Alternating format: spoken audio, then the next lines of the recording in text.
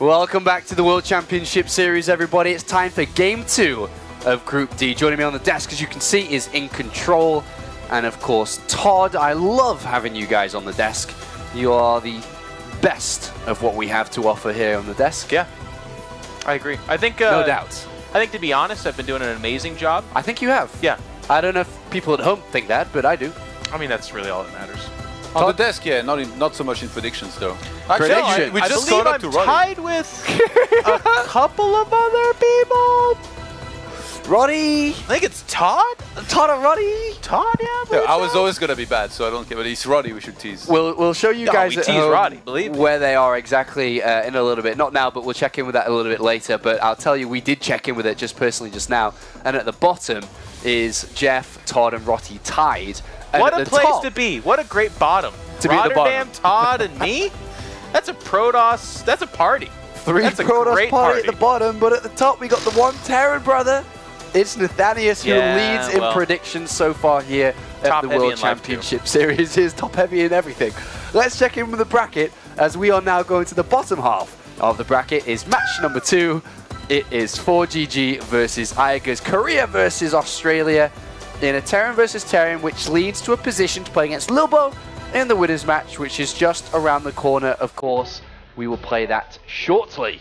This is a great match between the two.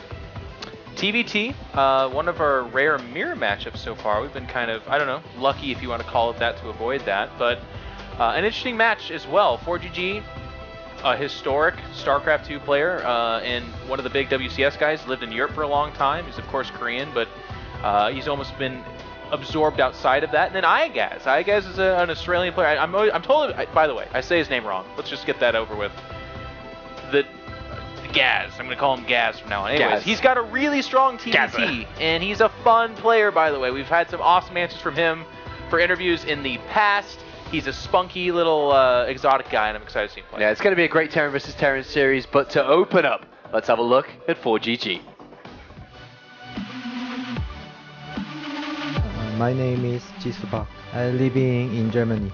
I play Terran. I have been pro gamer for around 8 years.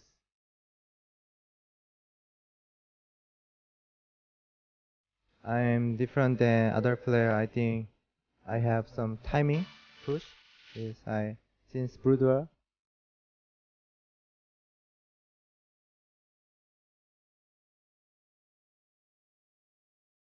When I was young, I want to be like Nada because I like his style. Make many units, crush your opponent, and now very similar.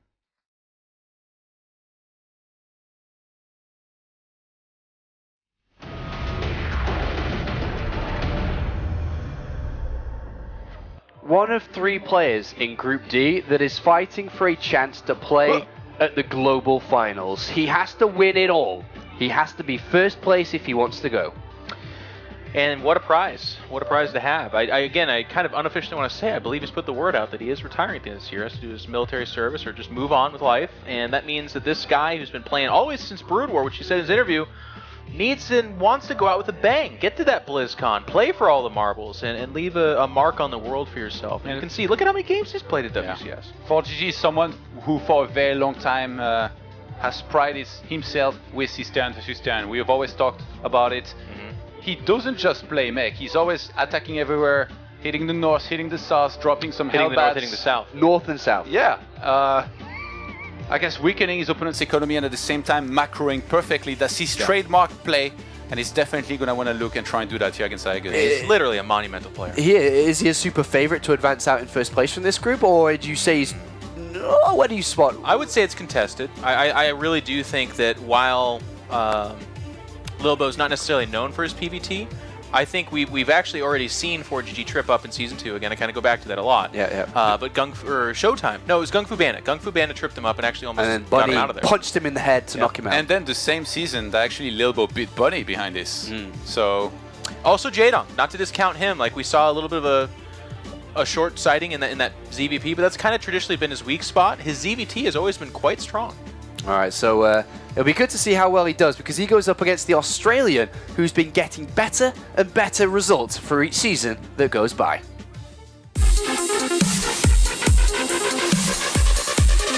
When I was a kid, I had no idea what I wanted to do, and I just sort of gravitated towards pro gaming.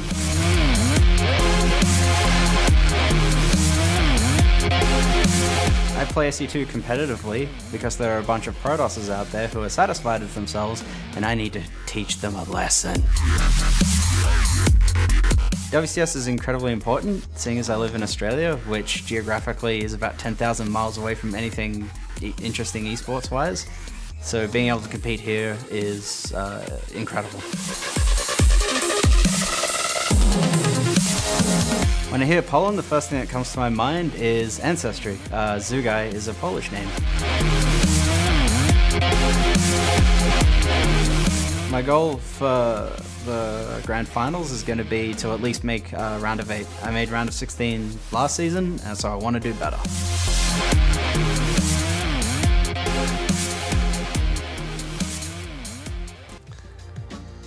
Ethan, Zugaj, flip his name around and you get iaguz, joins us here today. And he's a character, and he's a really, really lovable person who's been making so many fans over the last couple of months. He's always very modest in his interviews. Actually, it's very interesting. Every time he's like, I didn't expect to beat anybody, but I toppled my group somehow. Like, it's always really weird. Actually, so I went backstage to try and ask him how he was feeling this time. He's like, man, I'm so... Well, actually, he was like, I'm in trouble. And he didn't seem to be very confident against anybody here in this group. I mean, this is a... I mean, look at his group. He's in a group with Jaedong, ForGG, and Lilbo. It is a very tough group, but I actually happen to think he's got what it takes to make some dent here. And we haven't had our upset just yet. Like, Lilbo over Jaedong is not a super big upset. And we're due an upset, so maybe this will be the one. But iaguz also has, I said it correctly, I think, has very good TVT himself. Is it on the ForGG level? We're about to find out, but certainly it's going to be tough because ForGG in the past has been a TVT sniper, so he's got his task at hand here. Yeah, let's take a quick look at the map pool, the map vetoes that are coming in for this best of 3 between these two players. Terran versus Terran can play 2 ways. It can play mech or it can play bio, and the maps for this are going to be Coda, Cactus Valley, and Iron Fortress. Big map in the middle there. 4-player map. We've seen this a couple times now, and in TVT that can make for some really fun games. A lot of Doom drops end up happening because the open side of your main base is facing kind of null area, so it's very easy to get in there with a drop. And then Iron Fortress is a very wide open map. If we do get to that third map, I've seen ForGG do this a bunch. A lot of Blue Flame Hellions, maybe some Viking playing like a single Raven. It's kind of a cool style. On that map, it could be very strong. What do you think about this map then? Oh, this map pool, sorry. I feel like it tells us that ForGG might want to play mech and iaguz just try and play bio and get some drops in on 4-players map, try and make a difference, out-expand ForGG. Coda is going to be tricky. I feel like Coda is going to be really hard for iaguz to win on. Why? Because it's a 2-players map. It's like the best mech map. If you were to pick one map where you want to play mech on and kind of sit back and have a good time, drop some Hellbats, hit the north, hit the south, hit the north and hit the south. Yeah. He's got it. If he doesn't hit the north and hit the south, he might not win this game at all. Where are you going? East and west? Not interesting. Not in StarCraft, you don't. No, you don't. This is definitely a difficult series for iaguz, but he definitely has the potential to do it. We'll be checking in with the predictions in a couple of seconds to see where our commentators think this is going. So this is going to be an interesting one. As already mentioned, these two guys on the left-hand side are the bottom of the barrel so far. So let's see where you decided to go this time. We're like snakes. We're ready to strike, though, from the shadows, like a stalker. So, In Control has chosen iaguz, and Todd has chosen ForGG, so we got a difference between the two of you. One of you is going to be rock bottom. Oh, you mean In Control has picked iaguz, and everybody else has picked ForGG? Yeah, I do believe that to be the case. You know, my mom raised me to be a person that thinks outside of the box. Yeah. And, you know, I think a lot of you think inside the box sometimes. Well, thinking outside the box, mate, has landed you 4 correct answers out of more. Whoa! Which is, again, like I said... I've got 1 or 2 more than you. Striking position. The sample is not big enough to Do make you deductions. think that you're going to turn this around over the next few days? Oh, it's already starting. Yeah. I mean, to give you an idea, I pierced through my fandom for Jaedong and picked Lilbo.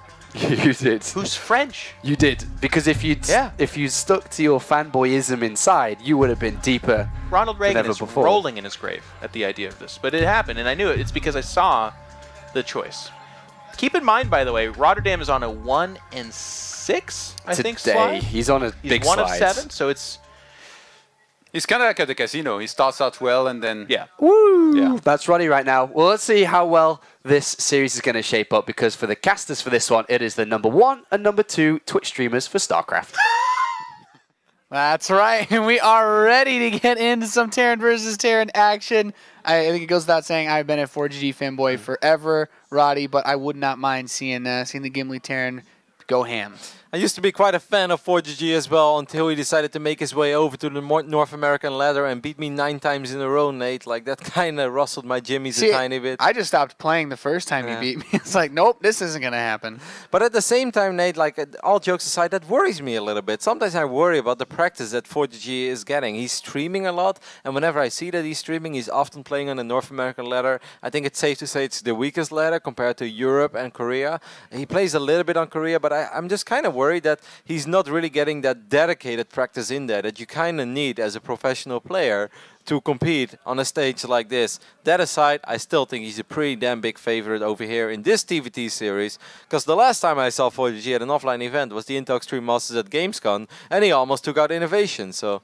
Yeah, if there's one thing he's good at, it's TVT, and that's the weird part about him, is he is the easiest player to study, period, but he still manages to, you know, put up a good fight here and there. His big result, of course, coming in DreamHack last year. But let's see who's going to take this series as we are loaded into Coda. And in the bottom right position of the map, we have our blue Terran player representing Team Millennium. He is ForGG.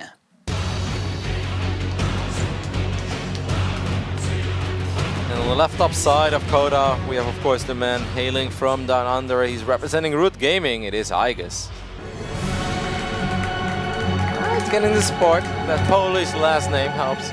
Yeah, he's, you know, he brought out the shirt we had in the round of 32 and he came to play. Of course. And you don't disappoint Carmen. And the thing is, even if ForGG is supposed to be really good at TVT, iaguz has already managed to push through what you could argue would be the most stressful group he could have maybe ever played in. That was having 2 series against Haas. Yes, he's probably still recovering from that one mentally. Every now and then he wakes up in the middle of the night all sweating. He's like, oh, where are the proxy stargates? Cold sweat, you open your window, you look outside to make sure there's no pylon in the trees outside. Exactly, those things haunt you, Nate. But this is an incredibly tough group, of course, with Jaedong, with Lil Bao, who can be a little bit cheesy as well in PvT, but that's nothing to worry about for iaguz right now. He has to focus on this series, and he's going up against someone that is known to be a TvT expert for the longest amount of time. Yep. Terran versus Terran over the course of the last year, you know, there was that period where the majority of games actually ended within 10 minutes. The players just had such sharp build orders that you could get an advantage that fast to just win. But nowadays it's more like, okay, we're going to open aggressively still, but it's going to be a little bit more focused around the mid-game play again. You know, those 2 base drops. We do see some more of the longer TVTs creeping out there, and I'm expecting to see ForGG do what he does best, you know. Yeah, it's Reaper, funny. Hellion, Viking, standard mech. It's absolutely funny that you remember that period. I kind of forgot about it, but I have nightmares about TVT it, has actually. always been you know, one of the most popular mirror matchups out there. But there was a solid 4 or 5 months last year where almost every single game we casted just ended between 9 and 11 minutes. Oh, it was Both brutal. players, they just ignored each other's medevac in the middle of the map. I'm gonna do economic damage to you, and you're gonna do it to me. We'll see who does it better. And then one person ends up losing 3 SCVs, and the other guy lost 15, and that's pretty much the end. But we kind of moved past that, you know, it's kind of a universal gentleman's agreement among all Terrans, and people just got better and better in dealing with it, cut a couple corners here and there. And I think it's safe to say right now the matchup is in an interesting place because of everything the boys just said at the desk as well. There is some mech, there is some bio, it's kind of personal preference. Yeah, TVT has always been a matchup of, you know, choice as far as you can pretty much open any way you want and move into, you know, either bio or mech very freely. And it makes the momentum that you get from the early game the most important part because you still want to do a bit of damage to slow them down. We see the build orders and openings shaping up and constantly varying, but most people always head towards the same thing. You want to get that bit of early map control and just have presence. But looking at this series, already ForGG if they both in an hop up interesting there, position. Yeah, there's only a single Reaper there. Oh, iaguz is paying attention on the money there. Small things like that do really matter. If he ends up losing that Reaper, this is becoming a very ugly early game immediately because then it's 2 Reapers against 2 Marines. So far, excellent control by ForGG, of course. Got an SCV, got a Marine, and hops out of there. But imagine if iaguz isn't paying attention then. Yeah. And he loses that Reaper. Oh, that's where things get ugly really fast. Of course, the Reapers regenerate their health, so they have a lot of capability to just scale in terms of their value if they can pick off forces in the early phase of the game. But I also like that because of that, he built the command center on the high ground. So iaguz didn't really make himself that vulnerable in his opening. There is a supply depot there, but the Reapers will sneak through. Now Terran players finally know how annoying Reapers can truly be, Nate. Yeah. You think you have SimCity, but you don't. Yeah, well, I mean, just, they used to give me nightmares thinking about Legacy of the Void Reapers, man. Trying to catch those with workers is a real nightmare. Rocket jumps, it's a real thing. Yeah. So for Terran versus Terran, I'm kind of liking this. iaguz actually opening up with Hellions. I personally like the Hellion Viking openers a lot. Just gives you a lot of mobility. And the fast medevac as well is going to be his way to get aggressive. And ForGG, looks like he might actually go into, it could be Banshee or Raven. Both pretty suitable options. He's got more money for a Raven, but he'll actually just go straight into Banshee. Cloak Banshee even. Might still follow up with the Raven, or maybe a Viking into a Raven, just to keep track of a medevac or a potential Banshee by iaguz, but that's most likely not going to happen. This is the first time that iaguz hops into the main base. He's going to get a single SCV there. That's very nice. And above all, he saw the starport, he saw the tech lab rotating as well. And that's a massive scout. Look at this Reaper doing work, Nate. Yeah, I really like this for iaguz because he can throw up this engineering bay that he has building, get 2 turrets and a Viking to follow up his medevac as soon as he can afford it, and then still put pressure on. And you actually want to wait for ForGG's Banshee to leave his base, and then he has almost nothing that can actually defend inside of his main. iaguz has floated this command center to the low ground though, so he does have to worry about 2 locations in the near future. This Banshee is gonna stay at home for now. ForGG wasn't born last night, Nate. He knows what these builds are capable of as well. Did he just miss all those Hellions? Yeah, oh, it's a fake out as well. I think that medevac is empty, correct? No, he's got 6 Marines inside of it.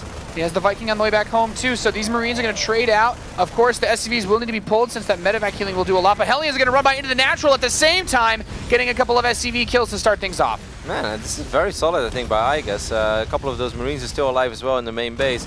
Banshee and the tank making their way over to the low ground, but iaguz, the Australian Terran, I think this went pretty damn solid and created a 5-worker advantage for himself. Yeah, I do really like this quite a bit, especially since he has the Viking out now, and with those missile turrets, it's all about just being in a good position to make sure the Banshee doesn't hide just outside the range and pick off SCVs at the end of a mineral line. Now, I've seen a couple of TVTs from ForGG where often he takes a little bit of economic damage here and there, but then he marches across the map with 2 tanks just because he starts producing tanks so much quicker than most of his opponents. Is this something that iaguz has to worry about right here and right now? Well, the Vikings are definitely going to help him hold that air control, but if he does push the front of the natural, it's a vulnerable point. I'll give you that, Kev.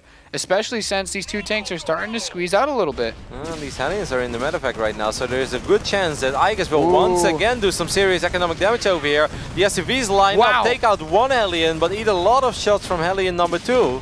And this is really distracting because ForGG wants to try to do damage across the other side of the map. He's even moving his Marines across, but this medevac, with this, he can just micro and style on him for days because he has the Vikings, he's got the Raven coming out, and with air control, he can prevent the tanks from sieging up against him. I am still a tiny bit worried. SCV is being pulled once again. ForGG took a lot of economic damage over here, but he should be able to do a lot of economic damage in return. Yeah, he needs to. He's down 12 SCVs right now. He sieges very far away, Nate.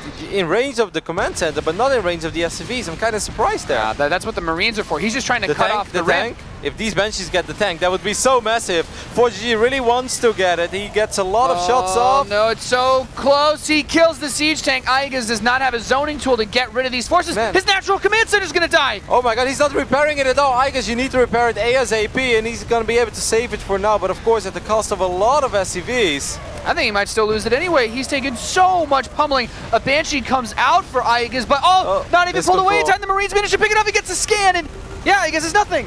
There wasn't even cloak on the. There wasn't. I guess high ground vision. I guess is very important there. ForGG is just cleaning up over here, man. GG is called, and ForGG Skynet tells iaguz right now, you can kill a couple SCVs. That's fine. I'ma kill everything that you have. I think that the way that plays out, if you just. It's really tricky because he's trying to micro to kill the Banshee, but he really needs to get SCVs to repair that tank. That tank is everything. What holds it together. Yep. Because also there was no more high ground vision for... yeah, and he did so much damage on the other side of the map with that Hellion drop. Yeah, he was up 16 workers. Yeah, all he needs, and that's a scenario where it's okay for him to pull some SCVs onto the tanks and Marines to help defend against that, because he just needs to buy some time. Very explosive game number 1 over here. We were reminiscing a little bit about the old explosive days of TVT, where games are sometimes very short. And game number 1 was very short, but game number 2 is going to be played on Cactus Valley. That's a much bigger map, and that one will be coming up after this very short commercial break.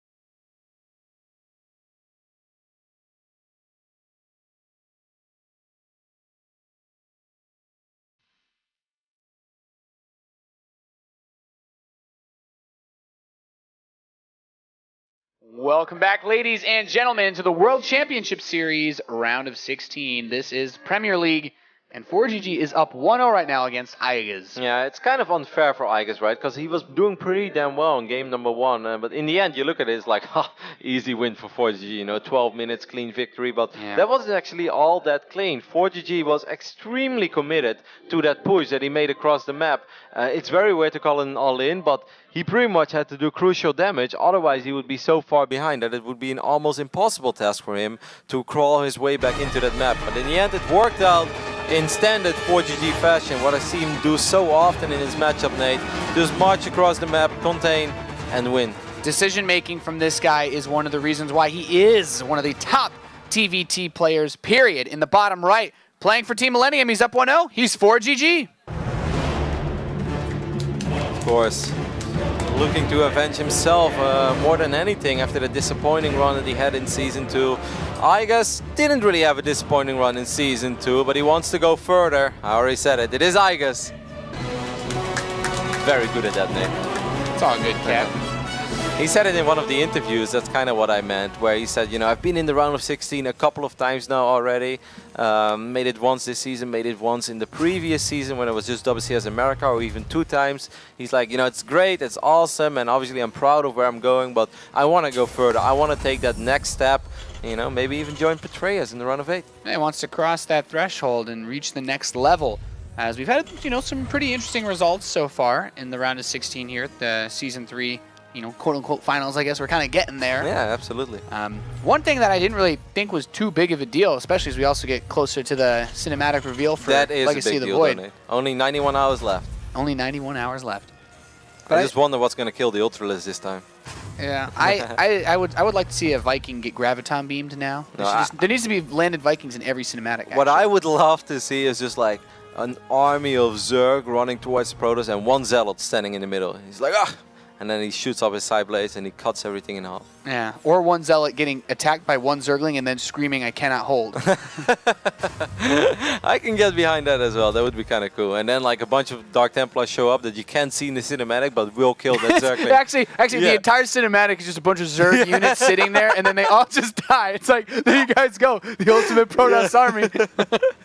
There's this run up to this force field that you can't actually see and slides them in half. You know, it's like when you put 3 Dark Templars in a whole position on the ramp, that's the most beautiful force field you ever see. the meat grinder force field. Just starts like this great, beautiful like rush of Zerg, and then it just hits a wall and it all gets sliced in half. Yeah, definitely excited for it, man. The cinematic videos are always phenomenal.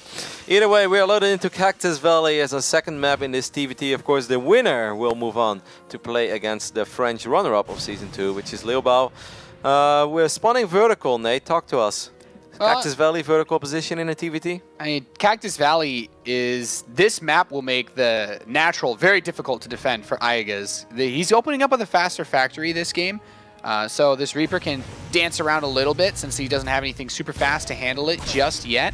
But the position of his natural, if ForGG does any type of tank push, and actually really nice grabbing that SCV there, but any type of tank push, he can siege this low ground area outside the natural, and then it becomes really difficult for iaguz to defend because he has to go around the natural to do that to ForGG. This Reaper is in a little bit of trouble though, Nate. These Marines starting to corner it in, and this time this Reaper is going to fall immediately, so that's a very nice pickup for iaguz.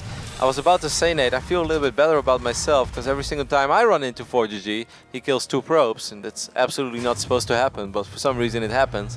And now I see him in WCS, and he's still killing a couple of workers, but this time he did end up losing that Reaper immediately, so that was very good Marine positioning by iaguz. That's very nice. It's small things like that that just give you some momentum, you know, because you know it's very hard to kill a Reaper with Marines. When you do it, it's like nice, you know, solid. Yeah, he still needs to be careful though. The cool thing for ForGG is that despite the fact that he loses the Reaper, he still has all the information immediately, whereas iaguz did not quite get that as fast as he may have otherwise wanted. In fact, he hasn't seen the main base or natural of ForGG, period. His SCV just hit the last base in the southwest, so he knows, okay, you're in the bottom right. I have no idea what you're doing aside from the fact that you opened with a Reaper. What do you think? What is he going to do with the mine, Nate? Is he going to put it in a very cheeky position? I would like him to do that. The thing is, if you don't open with a super fast Viking, you can put the turrets, you build your 3 turrets normally, and then you put the mine to cover that area where your turret has vision but can't quite hit it. And that's kind of normally where the Banshee wants to go. It's like you look at the turrets like, all right, I see where the sweet spot is, and then suddenly you fly into a mine. And someone like ForGG would get a lot of practice like this playing so much on Europe over the last couple of years because Bunny is one of the best Terran players. When I watch his TVTs, he will find that spot. He'll have like 10 missile turrets, but don't worry, there's at least one spot he'll find that he will be able to kill a dozen SCVs in. The mine for now is just outside of the natural for ForGG. He of course has the low ground already, so he has to defend 2 locations at once against his aggressive opening from iaguz. iaguz also already has his first tank on the way. So a single Marine is going to take the bait over here. He's taking one for the team. I actually really like that. The Banshee's going to show up. Cloak is just about done now, so can use this high ground position. Oh, Scan might be able to kill it now, actually. Scan should be able to kill it. Does he have energy, though, Nate? It doesn't look like it. There's 43 energy on one orbital, 34 on the other. She actually cannot attack the Banshee. Oh, man. Lost all his Marines, and this means this... Well, okay, well, just walked into range of the missile turret. There's another one. Scan should be enough now. Okay. Well done. He still killed a lot of Marines with that, and even forces this Viking to land in a cinematic style. But I mean, he's the head in workers, though. He has a much quicker command center.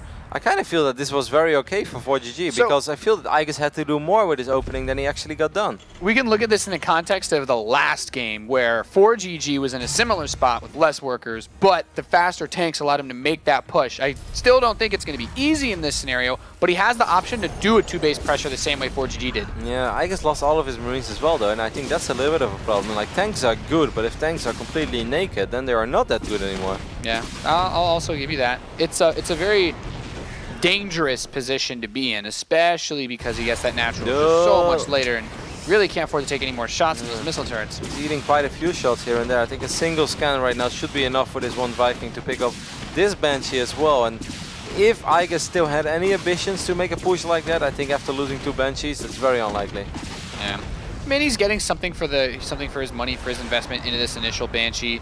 If the Viking follows it, should die. Cloak will run out really soon. Yep. That's actually very smart there by ForGG not to scan anymore, because he probably felt like, hey, I think you're going to run out of energy real soon anyway. Yeah, usually it's if the Banshee goes straight to your base. Cloak, by the way, there's no missile turret over here for iaguz, while Cloak has just finished up for ForGG. There is a Raven more than halfway done, as Funk is pointing us out. Does he even have an eBay, Nate? He actually doesn't have any Marines now. He was building add-ons with all of them. If ForGG would know what we would know right now, then he could just... Oh my god, iaguz is in so much trouble, Nate. He didn't expect this Banshee follow-up from ForGG at all. Yeah, he was so distracted trying to do damage with his own, and now he has this Raven, but just go outside the range of the auto turret. There's no Marines to actually defend. There's no Viking on the map. ForGG might actually just kill him with a Banshee. Yep, that single Banshee is going to be a commander, I'm telling you right now, Nate. Might actually be a commander already. Reach for the stars, Roddy. Oh, yeah. This Banshee had big dreams, and she made them come true. She did not let her dreams be dreams. Or memes. Neither or. And now the rest of these Marines are going to die. These tanks are helpless. They cannot climb on top of each other. Oh my god, second Banshee shows up as well, so even that first Viking that will eventually take care of one Banshee.